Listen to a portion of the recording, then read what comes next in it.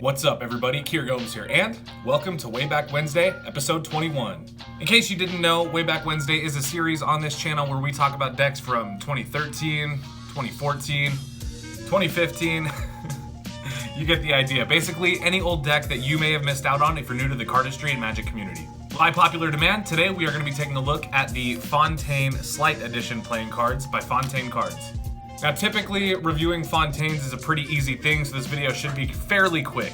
However, this is one of my favorite decks of Fontaines, so if I ramble, bear with me. Before we get started, please do drop a like on this video and subscribe if you haven't already. Without further ado, let's roll that intro and get you guys on your way.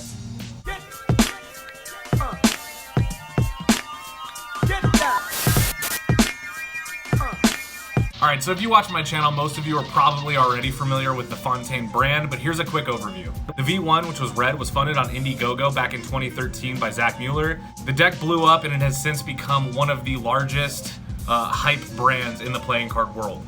Over the years, Fontaine has spanned out from doing just single colors to doing certain prints, collaborations with certain clothing companies like Carrots and Guess, and recently launched the Fontaine Futures line, which was 6 decks that have been anticipated really since the first Fontaine deck came out. At the time of this recording, I think I have all but 5 of the Fontaine decks in the series, if we're not counting the Gilded Carrots V2 edition.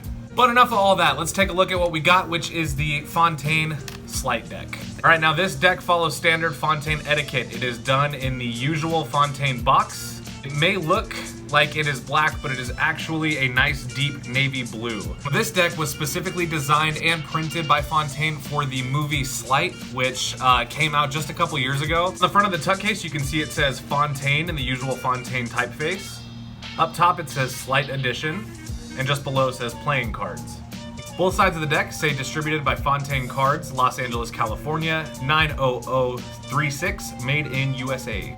The bottom indicates that this deck is one of only 10,000 and has some ad copy about Fontaine. The top has the Fontaine typeface once again, and the back design, of course, is the back design of the cards. And I'm definitely a sucker for navy blue, so this is exciting. Inside the tuck flap, you can see it has the Fontaine Spade Pip. You're gonna see that again on the Ace of Spades. Nothing else on the inside of the box. Let's take a look at the cards. So your back design looks like this. It is very, very deep navy blue color with the white Fontaine F mirrored front and back, and has a fairly thin white border. Fontaine really took advantage of this thin border thing kind of before it was popular. So when the first Fontaine deck came out, it had very thin borders, and at that time you were seeing thicker borders on playing cards. So a really interesting choice. It has since become a little bit more standard to have thin borders, and I think a lot of people in general just prefer it. It looks a little bit cleaner. If you couldn't tell, this is a two-way back design, so whether you hold it this way or this way, it makes no difference. You are going to get your standard Fontaine Jokers. It's basically a blank card with the Fontaine F in 2 of the corners, with a kind of Supreme brand style stripe that goes halfway through the card and just says Fontaine on the inside. Very minimalistic. This is essentially the same Joker that you see for all the standard Fontaine decks. When it comes to Jokers, I personally, I like super detailed Jokers, and I also like super minimalistic Jokers. So in this case, doesn't bother me whatsoever. However, I do think that there is an opportunity now that Zach kind of found his footing with collaboration with other brands. I think that there's a lot of opportunity for future decks to have more detailed Jokers or just something a little bit more creative. Your Ace of Spades is extremely minimalistic and very standard. It's just a standard Ace of Spades card with a enlarged spade pip in the middle with a stripe going through it that says Fontaine. This is also something that you see on standard Fontaine decks. Basically what they do is they just do a giant black spade, and then whatever color of the deck they're representing, they make that the stripe in the middle, and then it says Fontaine. This Ace of Spades has inspired other Ace of Spades out there. For example, the Lit deck, the Playa deck, and the Hypnotic deck by Doc's Playing Cards all have a similar motif. However, their Ace of Spades is a little bit bigger, and in my opinion, just a little bit better. As far as add cards and gaff cards, you do get a blank faced card, which was a lot more common with Fontaine a little bit earlier on. Nowadays, they don't really do blank cards or gaff cards. It's mostly like 2 add cards. Your other extra card is gonna be similar to the Joker, but it's actually just an authenticity card. It says that the deck is one of 10,000 made and then has some ad copy. All right, now the rest of the cards in this deck are completely 100% bicycle standard, which I actually prefer. You can see just a quick glance through, they look just like bicycles. If you want more detail, I don't know what to tell you, pick up your bicycles. You'll see they are the exact same. There's no customization whatsoever, which makes this deck not only ideal for cardistry because it's a Fontaine deck, but also ideal for Magic if you're ballin' and you can afford more than one of these. So that's pretty much it for the overall look of the deck. Let's switch angles and talk about how it handles.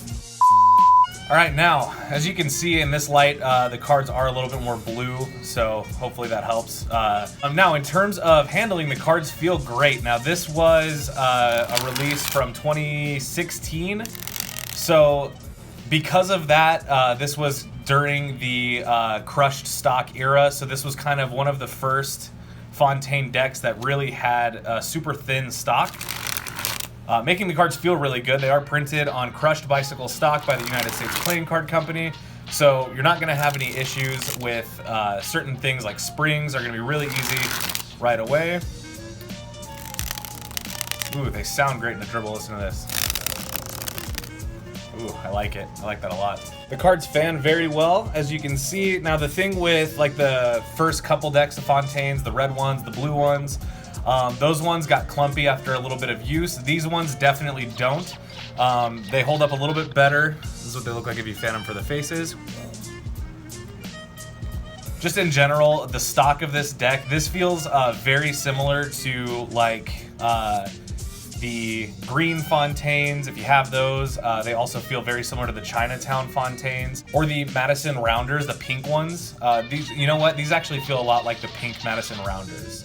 So just to give you an idea, they are super thin and they feel great right out of the box. This is kind of one of those decks that the more you use it, it feels better. This is actually, I opened this deck just for the review. I have a used one around here somewhere, and it's held up pretty good over the years. See how they faro? Definitely go from top to bottom best. It's a little bit of a sloppy faro, but you get the idea. Now, because this deck was meant or kind of designed to be a cardistry deck, the back design is really the only cardistry selling point, just because it has standard faces. But as you can see in certain displays like the worm, look, it does look pretty cool. It actually just looks like lightning bolts shooting through the middle of the cards, which I think is really interesting. And then when you dribble it or do like the anaconda, you can see that the F kind of makes like a white streak that just goes down the middle. I think that looks really cool. Same thing with springs. Under pressure really doesn't look very special just because you only get the blue of the cards. You don't see any of the white F. So nothing really special there. Now this is a deck you definitely wouldn't have any issues using for things like Magic, and I say that because it does have completely standard faces. Let's check the snappiness.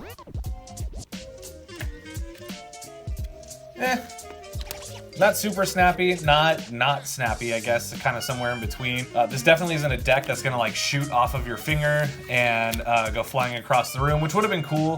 Decks like that for displays and certain like card productions look really good, but this deck, because it's so thin, is a little less snappy. All right, and there you go.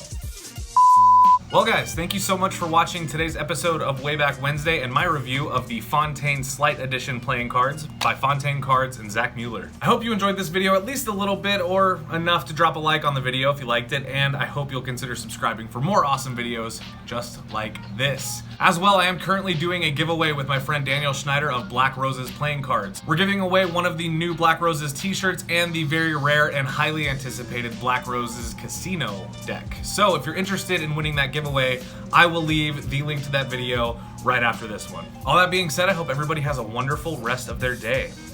I know I will. And I'll see you guys in the next one. Peace.